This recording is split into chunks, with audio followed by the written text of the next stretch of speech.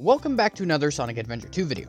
Today's video is going to focus on the 9 hard mode treasure hunting stages. I'm not including Route 280 as there's no treasure hunting in that at all, even if Rouge is the playable character, so we'll be focusing on the 9 stages and ranking them from worst to best.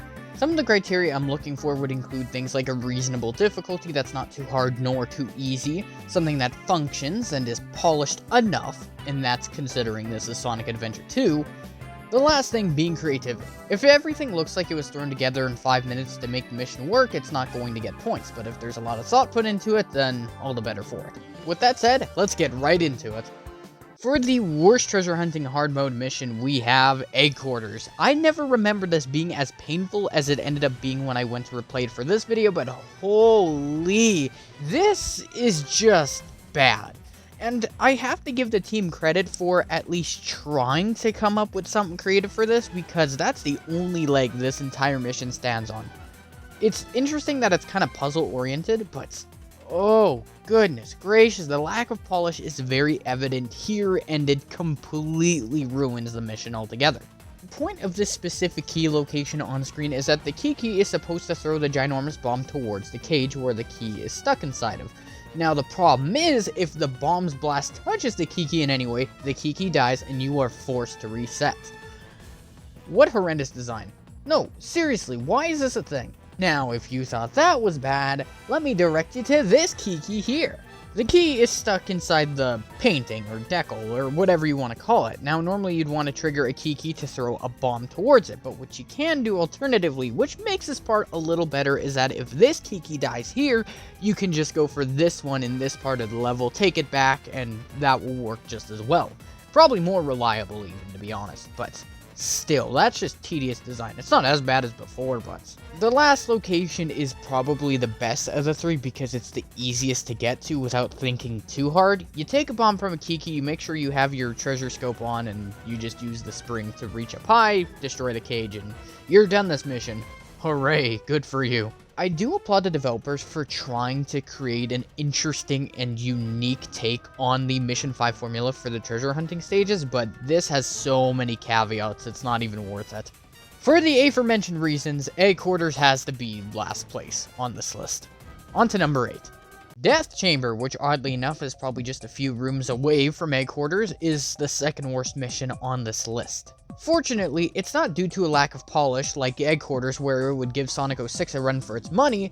Instead, this is the most lazy attempt at a hard mode mission I've ever seen. The first location is fine. It requires a little bit of puzzle solving. It's not anywhere as in-depth and complex as Eggquarters, but it's fine how it is. It's the other 2 spots that just... why did you do that? To find the other 2 keys, you have to venture out to the Lost Chow section of the level where there will be a switch, which will lift an anvil for you to hit the hourglass here, descend back into the water, and then at the bottom you'll see trapdoors that allow you to grab 1 key.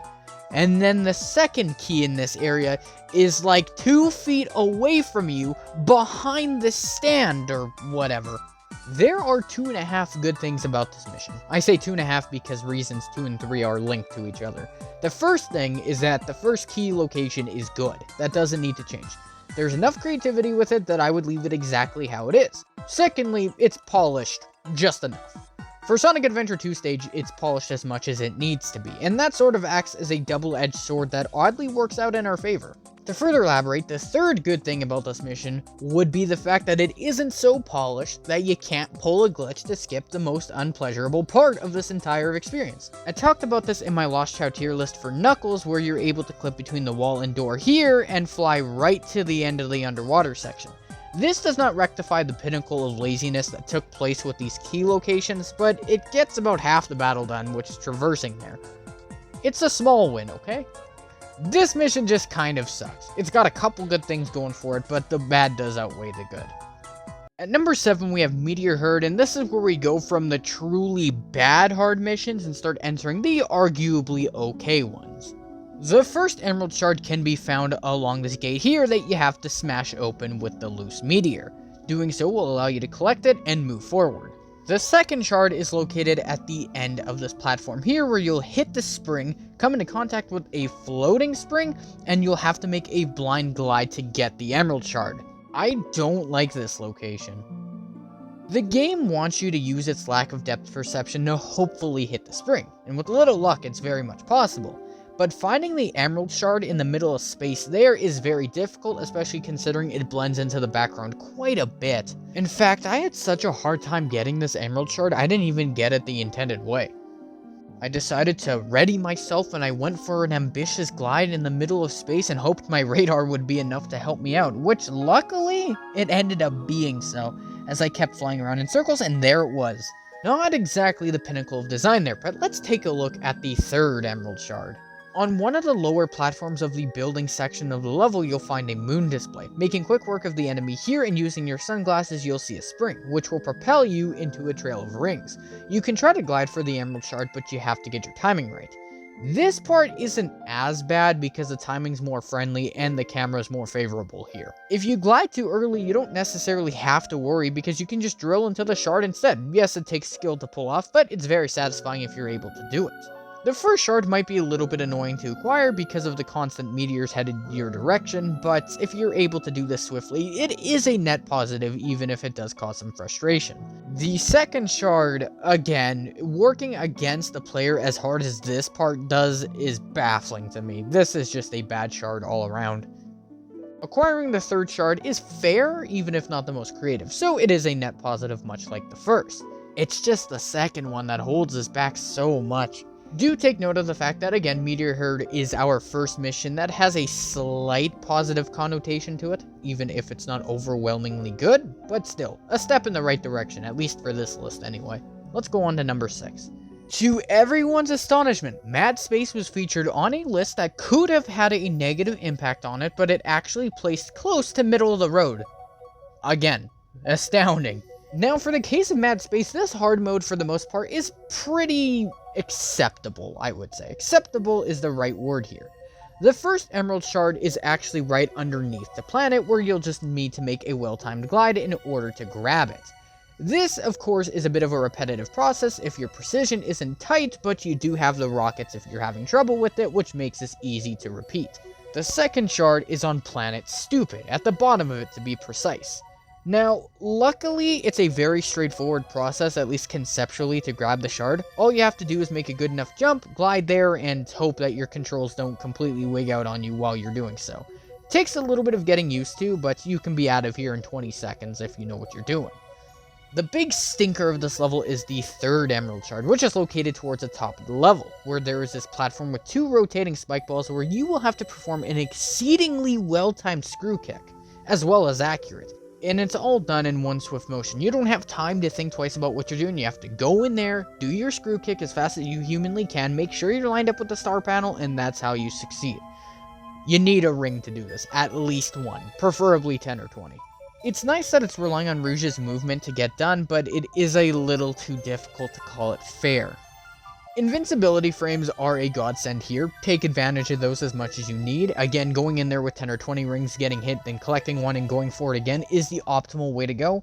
I still would say it's not the most well designed, though there are a few ways you can take advantage of it, so there's that. It's not brutal, it's teetering on the unfair boundary though. Mad Space's hard mode is almost good. I'm shocked. Sure, it's not the most creative, and again, it does have the one caveat to prevent it from being actually pretty good, but you know what? This isn't bad. It's definitely not bad, bit of a step up from Meteor Herd, and it goes to show that Mad Space is not bad in everything it does. Being the defining halfway point of our list, Aquatic Mine is number 5. This mission isn't too bad, so let's go through the shards.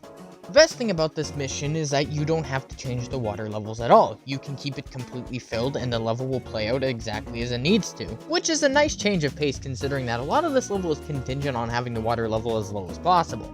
First Emerald Shard is located amongst the same route that you used to find the Lost Chow a couple missions ago, and this of course does take some points away from Aquatic Mine. It's not a very inventive spot, it's not creative or anything, but at least the journey there isn't too bad, so it's not as bad and detrimental as Death Chamber. The second location is down this hole here, which is at the bottom corner of the map. You do have to watch out for a few spike balls though, and while it's not the most sophisticated location ever, it's a small challenge that I can appreciate. At the very least, it doesn't hurt the level. Not really. The third shard is right by spawn, where all you'll have to do is use your sunglasses, which a spring will appear, and then you'll bounce right through the shard and finish off the level. The third shard is quite easy to get, though it doesn't have as many visual cues as something like Meteor Herd with a moon panel. And I love the small touch where the camera even has a bit of a cinematic shot as Knuckles goes through the shard. It just adds a small layer of quality. The only issue I have with Aquatic Mine as a whole would be the unoriginality surrounding its first shard, but it's not bothersome to obtain, nor are the other two. For the most part, this stage manages to do everything right to some extent, so I don't know, I think Aquatic Mine is our first full-on good hard mode stage. Now onto our participation ribbon.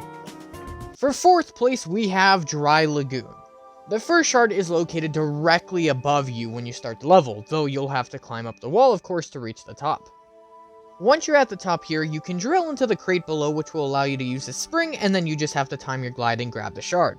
It's precision based, which is nice, but it is a little on the easier side. The second shard is right next to it, which again requires a little more precision, where you are fighting against the wind that's blowing you up, so you have to time your drill just right so you can grab it.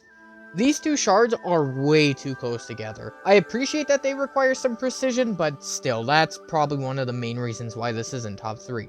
The last shard requires you to use your treasure scope, swim underneath the water, and bounce into a spring to get to the bottom there, though if you ascend in any way while underwater, you'll have to do it again. It's a very straightforward process once you know exactly what you're doing, and that's how you finish out the level. It is painfully short. Given that it's the first treasure hunting level for Rouge, I can understand why this specific hard mode was designed to be a little easier, as it gets the player used to some of the obstacles they'll be seeing in the future, but even then I have to admit, this is a little too easy. Though, this is one of the few stages that turns that weakness into a strength, because the speedrunning potential here is off the charts. You can get this done in under 30 seconds if you know what you're doing, and in that sense, it's very replayable and dare I say fun. Dry Lagoon isn't quite a great hard mode stage, but it's definitely approaching that, and I can appreciate it. Now, let's get on to our bronze medal for the list. Due to how condensed Wild Canyon actually is, it's pointless to mention the order of the shards as the game intends them to be, and rather just to go off the way I'm doing them. The first shard you'll find is of course at the bottom of the wind hole, where you can just mash, jump, and drill at the same time. Second one is under the platform here on your left, which you'll need a precise glide in order to grab. The last one you'll have to navigate to the Lost Chow area, which is best done through the first passage wall here, which will take you to the Labyrinth of 8. You choose the middle one on the right here, and then you go on through, and you can grab your last shard, and if you're lucky, the extra life with it. Very straightforward. The first emerald that I'm collecting in this footage here is actually supposed to be your last, which you'd use sunglasses for. Wild Canyon seriously benefits from having a more player-driven experience rather than what the game intends you to do. Much like Dry Lagoon though, it does fall into the trap of being a little too easy, which I do give some leniency due to the fact that, like Rouge with Dry Lagoon, Wild Canyon is Knuckles' first level. However, again, still a little too easy despite that fact. The reason why I'd put Wild Canyon ahead of Dry Lagoon is A, personal bias, I prefer Wild Canyon, and B, it's just that having a player-initiated experience rather than what the game tells you to do makes it a little more interesting. Still, both are pretty good hard modes, Wild Canyon's slightly better. Let's move on to our silver medal. Security Hall is second place, and for good reason. Firstly, the entirety of hard mode in this level is very seamless when you establish a good flow. The first Chaos Emerald requires you to dive against the current of the fan, which can be a little bit difficult, but once you time it right, it is very satisfying to pull off. The second Emerald is located between all of these lasers, and it requires you to get in there fast. It's a test of mobility, something that we haven't really had the opportunity to do. The third Chaos Emerald requires the red vault to be activated.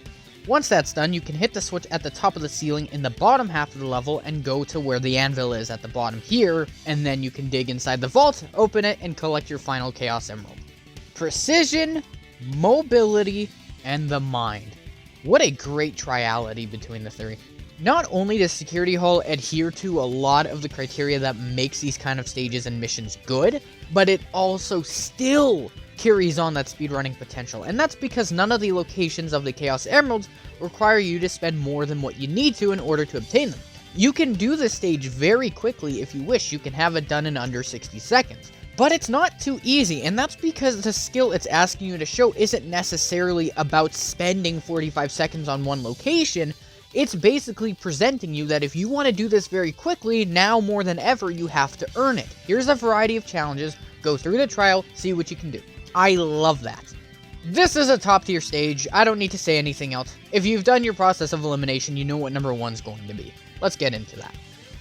Pumpkin Hill to me is the best objective experience you're going to get on a hunting hard mode stage. It has a lot of facets that works in its favor, but let's get into each of them. I'm not 100% sure the order of the shards, but this is how I usually play. The first thing I do is go onto Church Mountain and go on top of the tower. There I can use my sunglasses, and while I'm facing Pumpkin Mountain, I can fly through the air and grab the first shard. This is nowhere near as bothersome as Meteor Herd's take on this, because at least with this you have a point of reference, that being Pumpkin Mountain. And speaking of which, this is where I go next. I go for the skulls that are breathing fire here. All you have to do is punch the back of them, which will push in these buttons, giving you free reign to grab your second shard. The last emerald shard is on the underside of Ghost Train Mountain, where all you have to do is climb on a wall, aim for it, and hopefully you don't hit the swinging spike balls. And that's it. The best thing about this level is that regardless if your first starting point is going to be Ghost Train, Church, or Pumpkin, it all works in a perfect circle. This stage has so many variations of ways that you can play that in itself is very interesting to me. Challenges are also reasonably fair. Yes, you're making a blind jump, but you have something to line up with. Yes, you have a spot that you need to dig, but not without a little thinking first. Yes, you have a classic case of hard mode formula, but not without a little danger. I know Pumpkin Hill might not be the most popular pick for number 1, but I mean this in the most objective sense possible. This stage is great with its hard mode because it's not linear whatsoever. This is one of Knuckles' most open levels in the game, and it completely takes advantage of that. Everything is fair, everything is thought out, and most importantly, everything is fun. And that is why Pumpkin Hill is my number 1. That of course brings this video to an end. It's not often that hard mode is talked about in this manner, so I don't exactly expect a whole lot of discourse surrounding my picks, at least not a big comprehensive list, but who knows, you guys might surprise me. Even if you want to talk about just one pick, go right ahead. I welcome you guys to share your opinions in any capacity. With that though, thank you guys for watching, and I hope you have a wonderful day. Take care for now, I'll see you in the next one, and goodbye.